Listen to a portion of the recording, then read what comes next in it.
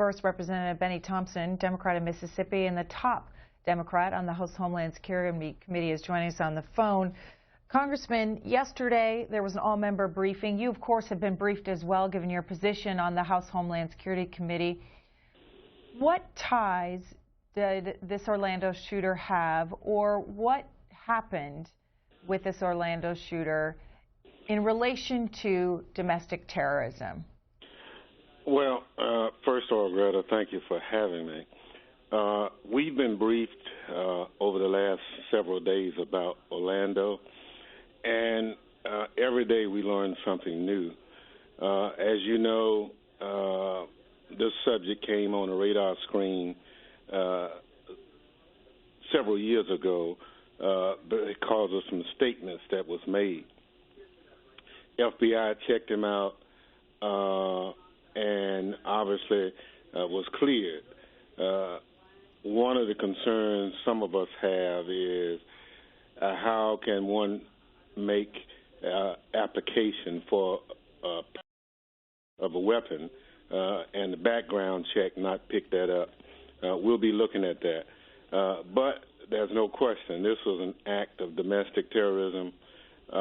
We can't find, other than the 3 911 calls made, any connection to ISIL or any international terrorists. But, you know, the FBI is still looking. They're still interviewing people. And unfortunately, this is a classic example of someone who could have been self-radicalized over the internet or some other method.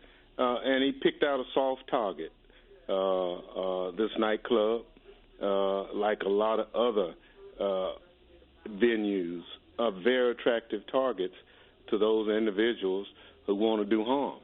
So, Congressman, what can your committee do to prevent the radicalization of citizens in this country on the internet? Well, you know, the internet is open and free. Just about everyone you know, either on a smartphone, laptop, desktop, they're searching all kinds of things. And because it's open and free, you can't restrict adults or any individual from accessing it. Now, the question is whether or not we can start using methods to identify the websites that are most egregious in terms of ISIL or international or domestic terrorism, and what we can do by following those individuals, and to some extent we're doing. But it's a daunting task. The internet is large, and individuals, because of civil liberties and civil rights, it could be a student doing a research paper.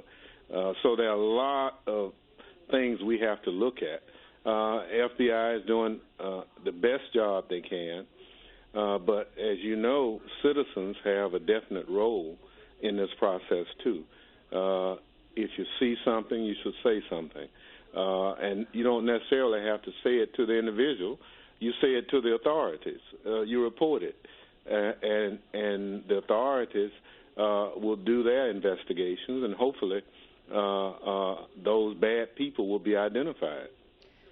We heard from Chairman McCall yesterday. He joined the Republican leadership at their weekly stakeout, and he said that the committee that you serve on is getting ready with some legislation, that there will be a legislative response. Do you know what that will be, and will it be bipartisan? Well, let me say right now there are 3 bills being circulated out of a packet of 9. But we have already voted on all 9 of the bills individually. They are planning on Thursday to bring these bills back up on suspension and re-vote on them. Now, in terms of what happened in Orlando, there are some things that I think we should do to address it. Right now, if you're on the no-fly list, you can still buy a gun. There are a lot of us who are saying, well, if I'm on the no-fly list, then there must be something wrong, and I shouldn't be allowed to buy a gun. We haven't been able to, because the Republican leadership won't let us bring that to the floor, we haven't been able to get a vote on it. I'm convinced if we get a vote, it will pass. But the gun lobby doesn't want that to happen. Can you imagine? I can be prevented from flying on a plane, but I can't be prevented from buying a gun. The other thing we have to look at is the automatic weapons, the AR-15s primarily. Those weapons were historically designed for military-style occupations. Now law enforcement had access to them, and rightfully so, but now that's open to everyone. So we have guns with the capacity of 30, 40, 50 times in terms of shooting available to the general public. You know, we have to revisit that. Those kinds of guns are primarily designed to kill. Why should we have those type weapons available to the general public? So those are the kinds of issues I'm convinced that we should be working on in a bipartisan manner. My phone's ringing off the hook from people saying, why don't you do something? But the legislative process prevents that. Again, the Republican leadership had a press conference. They did not talk to any Democrats about what they were proposing to do, and I think it's because the gun lobby has real stranglehold on the political process. The last thing I want to talk about is domestic terrorism, Greta. A lot of what we're faced with in this country is homegrown terrorism. This fellow in Orlando was an American citizen. So we have to put together a strategy, and we're trying to do that, to address homegrown terrorism.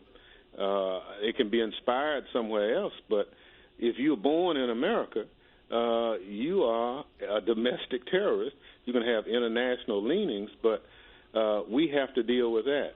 So rather than just try to focus on people overseas who are bad people, we should put an equal focus on those people who are living here among us every day in the United States. Well, Congressman, we thank you for your time this morning and joining us on the phone. Obviously, more to come there, and our viewers can tune in to C-SPAN to watch the floor debate happening there. Congressman Bennie Thompson, thank you. Thank you for having me. Back to our conversation.